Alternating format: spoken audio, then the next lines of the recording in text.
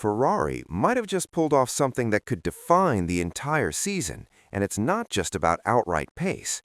After the first Bahrain test, paddock whispers are growing louder. The Scuderia don't just look quick over a single lap, they look prepared, stable, and possibly holding a procedural advantage that other teams did not see coming. And now, rivals want the rules adjusted before the first race has even begun. Before we break down exactly where Ferrari could be gaining this edge, make sure you subscribe to F1 Grid, because this season isn't just about lap times, it's about technical loopholes, power unit deployment strategies, and development wars that could decide the championship before Europe even starts.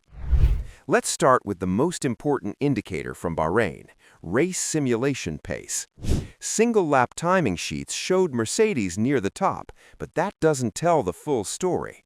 What matters more during preseason testing is consistency across high-fuel runs, and in those simulations, Ferrari stood out. Their degradation curves looked controlled, their pace drop-off was minimal, and most importantly, their long-run averages were competitive across multiple stints. That suggests balance, not just raw speed, but a car that's predictable, stable, and efficient on tire management. And in modern Formula One, that's what wins championships. But here's where things get even more interesting. The new power unit regulations have reintroduced a significant challenge: turbo lag. With the removal of the MGU-H system, teams can no longer rely on electric assistance to keep the turbo fully spooled at all times.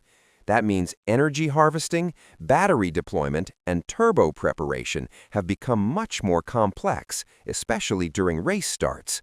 We saw this during practice in Bahrain. Some cars struggled to launch cleanly, not because drivers made mistakes, but because the system now requires a precise sequence: turbo spooling, rev stabilization, and battery readiness. Get it wrong, and the car bogs down. Ferrari, however, appears to have engineered around this.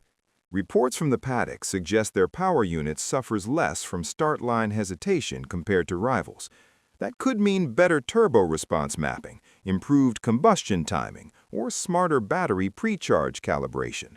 Whatever the solution is, it seems Ferrari anticipated the issue earlier than others, and that's why McLaren and a few other teams are reportedly pushing for adjustments to the starting procedure, potentially allowing more time between the final car lining up and the lights going out. Ferrari is not supporting that motion. From their perspective, they flagged the issue long ago, they prepared for it, they engineered a solution, and now they don't want their advantage diluted. This isn't just politics, it's philosophy. Formula One has always rewarded the team that anticipates regulation consequences earliest. Now combine that with what we saw in testing. Ferrari logged heavy mileage, nearly 4,000 kilometers on a single power unit cycle.